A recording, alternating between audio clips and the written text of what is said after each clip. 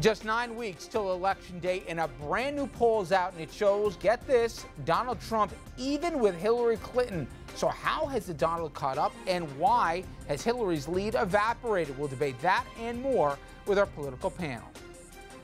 Then, President Obama is supporting 49ers quarterback Colin Kaepernick for refusing to stand for the national anthem.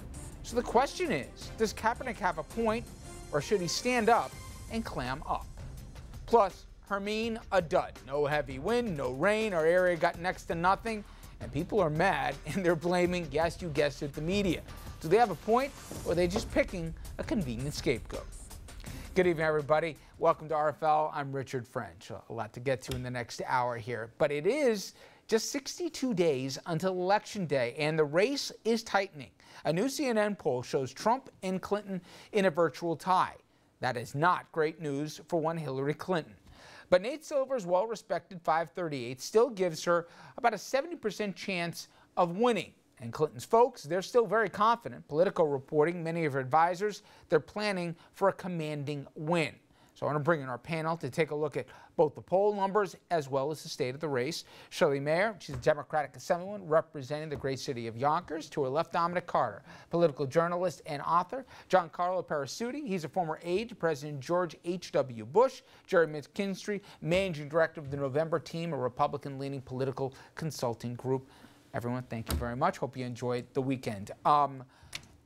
Explain this to me. And before we say, not just one, but multiple polls, Shelley, have this thing a toss-up right now. One even had him up a couple points. How significant is it, even if we thought it was going to tighten, did you ever think after the Democratic convention when it was double digits, it'd be neck and neck with 2 months to go? Well, I think one of the things is that this new poll is likely voters, and it's one of the first times that the polling is looking at likely voters as opposed to registered voters. And I think you'll see some evening out and narrowing of the gap as we get into the likely voters. That being said, you know, I think Hillary Clinton was focused on fundraising, as she had to be, and I happen to think it was the right thing to do for the month of August. She's out there. She's been out there since in the last few days. She's speaking to the press. She's taking questions. When people see her authentic side, and Donald Trump continues to put his foot in his mouth, and I'm sure he will. He already, I think he did today. I think you'll see that in a state-by-state electoral college vote, she will continue to have a commanding lead. Dom, you look at the swing states that the Assemblywoman references, and she's right. Pennsylvania, she's up big numbers. She's up in Ohio, Florida, albeit much tighter than that. The states Trump has to run to win this thing. Yes. That all said, she puts the press on the plane. It has not been without incident or a fantastic day with the coughing and all the rest. Joe Biden, when asked, as usual, says what he thinks and says she needs to show more of her heart. Is she connecting here in this home stretch? And what should she be saying that apparently she's not, to at least convince folks that she's better than the alternative? One of the major problems, Hillary Clinton is no Bill Clinton. Bill Clinton could, as you know, I know you know, Bill Clinton could look you in your eye and make you feel that he really cared about you and the issues that you were presenting. I feel your pain, Dominic. You feel the pain? She's good at that one-on-one, but it's just not coming across. Hillary Clinton is a victim of an angry electorate. They're tired of the nonsense and politics in Washington, and she's been around for, what, 30 years? And so it was a huge mistake, huge mistake. The alarm bells, Richard, are going off in a big way for Hillary Clinton. How do you not talk to the press for more than 200 plus days? Now, she's done interviews with anchors, but reporters will tell you the anchors are not as filled in as reporters are to give, no slight at you, but to give a more detail. So a huge mistake, not letting the press on her plane. She better wake up because the warning bells are going off in a big way. Well, they're there now. Giancarlo, you've seen this firsthand in the final stretch of these things. Is this all going to come down to the debates, or do the next couple weeks really matter, especially for Clinton, because Trump at least seems to have found what he's going to say. There's evolving answers on the wall, or more importantly, are you going to deport 11 million people or you're not? Which ones? Let's not facts get in the way of a good story, but my point is, Again, he seems to have weathered that one too. So this is more, I think, on Hillary Clinton. What would you counsel for her to do between now and the 26th when they have their first debate at Hofstra? I think the first thing to realize and understand is that double standards exist in politics. And as much as we love adjudicating, who's getting scrutiny for one thing while the other candidate wouldn't, double standards exist. And the debates will be all about the rule of expectations. And the expectations on Donald Trump are going to be very low, and the expectations on Hillary Clinton are going to be very high. So it's not a matter of who wins the debate, it's a matter of who wins the expectations game. And I think Hillary has a bit of a challenge there. She's going to come loaded for bear. She's going to have read her policy papers. She's going to sound smart and confident when she's on stage. And Donald, for the most part, will probably hurl insults and invective her way. And if he doesn't sound like a buffoon after an hour or however long they're on stage, then who knows? He might be declared the winner. So I think the first thing that your viewers should internalize is it's not about who wins and who loses in the debates. It's all about the expectations going in and the expectations going out. And Jared, we're going to get into that next segment because of that very point about the false equivalence and all the rest. But that all said, what I find fascinating is you take a look at Arizona. Right, one of those states traditionally that votes Republican. You've got certainly a senator, a legend right there that's got a tough re-election fight for himself. You have the junior senator saying that he can't support Donald Trump. Where are Republicans' hearts and minds? Is it a geographic issue? Is it who's running for re-election? I'm hearing that more people, foreign policy folks like the Kissingers and the rest, are going to join. Remember the former 50 national security folks, Republicans who worked in Republican administrations who came out against Trump. Does it matter anymore what national Republicans say or do about Trump, or is this thing off the rails already? No, I think, it depends on geography. I mean, if you go in upstate New York or some rural countries or rural areas of, states, I think people still, there's strong support for Donald Trump. And I think the Republicans realize that they can't really, if they're not with him, they can't really shoo him away too often because their voters are still supporting. But that said, I mean, Hillary Clinton also needs to be aggressive in her campaign. She's running a campaign as if she's winning and she's ahead. She needs to stop playing the prevent campaign, the prevent defense, if you will. Is that what you attribute, or do you think there was an inevitability that if there was a 10-point lead in the polls, and it wasn't right after the convention, this was a week, 3 weeks after the convention, they still had this thing baked into 10 or 11 points, so it was a real bump, not an imagined one.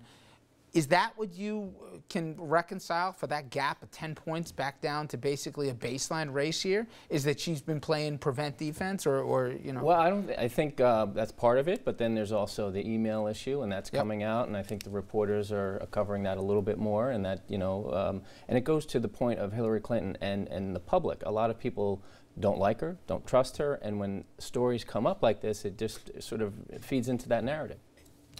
I just would say, though, this thing about the reporters, nothing against the reporters at this table, but I don't, my experience with ordinary voters. Tough night. Seriously. 6 minutes into this thing, and now I'm getting cuffed again. Go ahead, yeah. But, go talk to ordinary voters. They are not judging whether they like or dislike Hillary or Donald based on whether you guys have access. Their issues are their issues. But I think don't trust her. No, I agree, but that's not because you did or did not have access. Take us out of this, all right? But there's been all this attention about it, which I think is fine. She should answer all the questions. I'm fine with that. But I don't think when you talk to voters, they actually care that much about reporter access. They don't. No, you're absolutely right. It's just us whining. I'm not being facetious. It's true. It's just us whining about it. One thing I am curious about whether or not they do care about is you had Pence and Trump sitting next to each other in a weekend interview that they had with ABC. And Pence says, yeah, I'm turning over my returns here. I'm a middle-class guy. Trump goes, people don't really care about him. Now, I do. I think it's really a window into who he is versus what he says. I think it'll also potentially show a lot of real conflicts of interest and all the rest.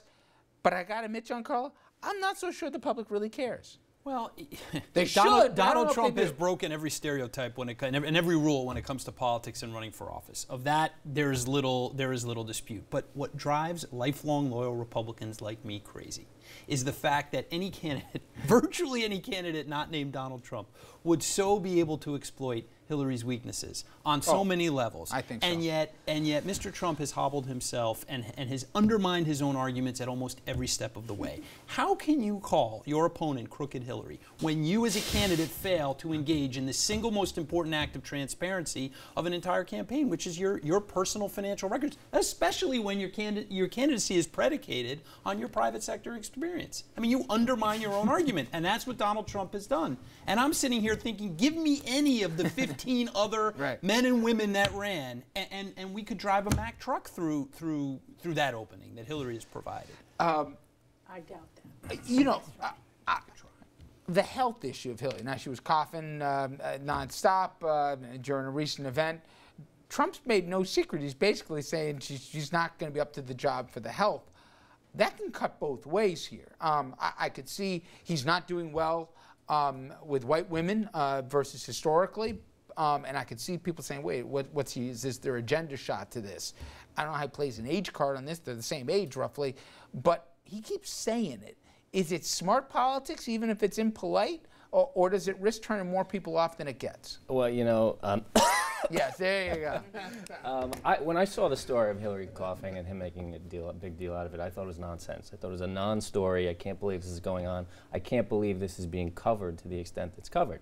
Again, but when you talk about does this benefit him, we have to look to the independents, those who haven't decided yet. His supporters think it's great. He can say whatever he wants, whenever he wants it, and they're with him.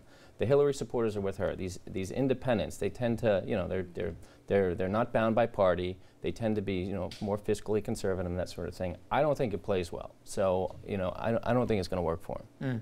Just one point though on this, you know. You look at what he was able to do to my candidate during the primaries, Jeb Bush, and tag the low energy label on him. Anyone that's spent 30 seconds around Jeb Bush or knew anything about him as a governor of Florida knew that that was the most ludicrous charge that you could land, and yet it was devastatingly effective. So if all that Mr. Trump does is plant a seed in the minds of the voters that Jerry's talking about, he will have done what he needed to do. But his problem will always be, and we've said it repeatedly at this table, women. Women really resent, overall, of course he has the women supporters, resent the health, resent the low energy, resent that she doesn't look presidential, which I think he said yesterday. All of this, I think women will be his downfall, And honestly. I want to say one point on that one.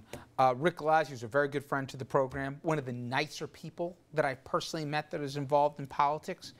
But when Rick Glasser took that pledge and walked over and put it on that desk, it did not play well. And for people who thought that she was beloved all those years ago when she first ran for senator, she wasn't, but it didn't play well. Trump, I think, needs to be a lot more careful, especially to the low information voters, just getting invested in this. If he comes off as a bully and he pulls what he did, you know, whether it was to Megyn Kelly or whether it was Carly Fiorina and the rest here, be careful, tread carefully.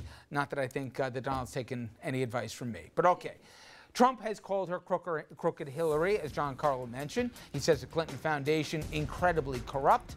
Washington Post, though, says Trump's history of corruption is mind-boggling, and that's their words. So the question is, and John Carlo hit on this, how does he get away with what he gets away with? It's mind-boggling. We'll get into that straight ahead.